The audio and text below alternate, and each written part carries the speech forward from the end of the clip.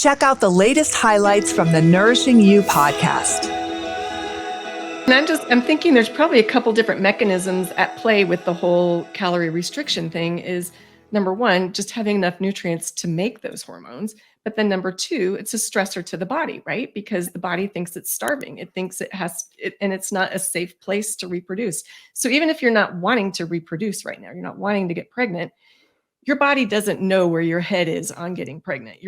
Your body wants, it's going to produce hormones when it feels safe enough to reproduce. And so if you're not providing it enough calories, it doesn't feel safe. It feels like it has to protect itself. So I think there might be a couple of different things at play there that affect that. But, I think people feel like, well, I'm not trying to get pregnant, so it doesn't matter.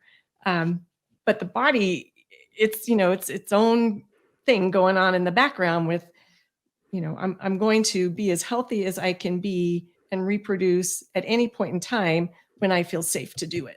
Whether or not you want to get pregnant or not is not the issue.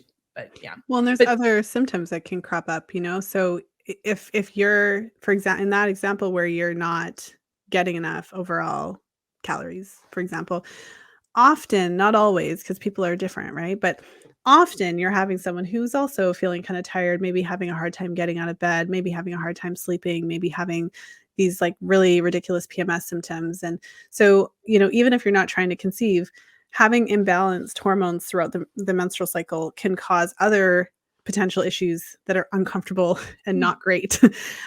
So I think that's also important to kind of point out, because you still want to feel good. You still want to be strong. You still want to have energy. You still want to, feel emotionally consistent and not like up and down. So there's a lot of benefit to balancing hormones, even if it's not for the purpose of planning ahead to conceive.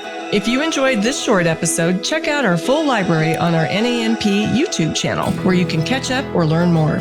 Keep in mind that the information on the NAMP podcast is for educational purposes only and should not be considered medical or legal advice. The NAMP is not liable or responsible for any harm, damage, or illness arising from the use of the information contained herein. By listening to the information on this podcast, you agree to defend, indemnify, and hold harmless the NAMP and all agents. Copyright NAMP, all rights reserved.